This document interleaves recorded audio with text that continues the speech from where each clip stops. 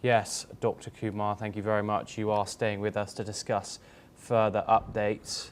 For our next story, we move over to the United States, where White House economic advisors defended President Trump's abrupt dismissal of Bureau of Labor Statistics Commissioner Erika Mcentarfer, saying the decision addressed serious concerns over a 258,000 job downward revision in the May-June employment report, even though there is no evidence she fabricated any data.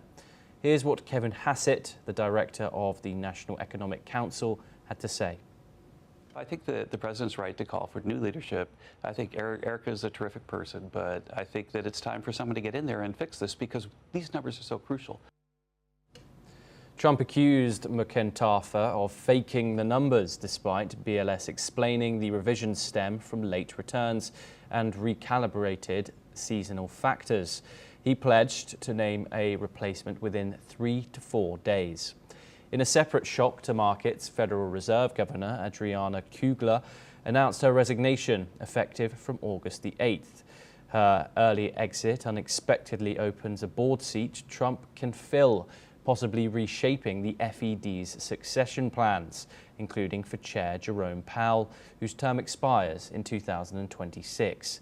Let's listen in what Trump had to say on the issue.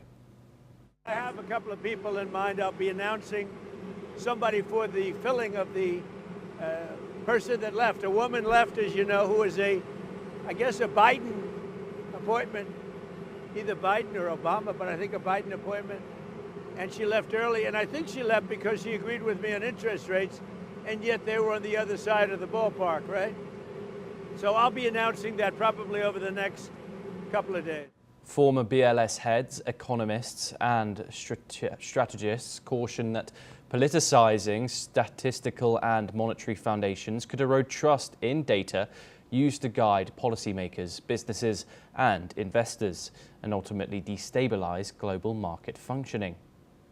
We're now joined once again by Dr. Sanjay Kumar to discuss this update from the United States. Dr. Kumar, how unprecedented is it for a sitting US president to dismiss a head of a statistical agency like the BLS, especially with no evidence presented?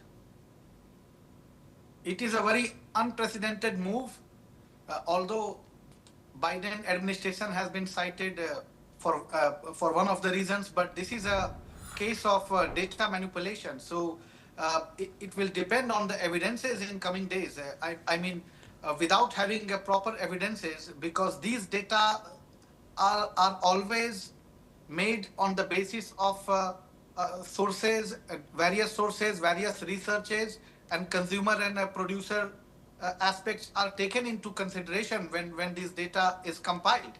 So when you are alleging about data manipulation, that means a serious investigation is required. So without having such investigations to be done, firing anybody from the office is not going to send a right signal or a good signal to many of the people and the bureaucracy. So this is unprecedented and shocking to many bureaucrats and many consumers in America and even in East Asia. Yes, Dr. Kumar. We've just had read out that statement from former BLS heads, economists and strategists that caution that politicizing statistical and monetary foundations like the BLS, they can erode trust in data coming from these foundations. Do you think that worry is worthy? It is demotivating to many. So this should not be seen as an encouragement, but a huge disappointment and discouragement to the new officer as well. So this is not a matter of whether she belonged to Biden administration or Trump administration, but this is a case of integrity of officials who are in the office and who compile data and who declare the data. And in long run, investors or the civilians or and the people in banking and finance, they consult this data. And US is an example to entire world. So this is signaling a not very positive message throughout the world. Yes, Dr. Kumar, thank you very much as always for joining us here on NewsX World. We now move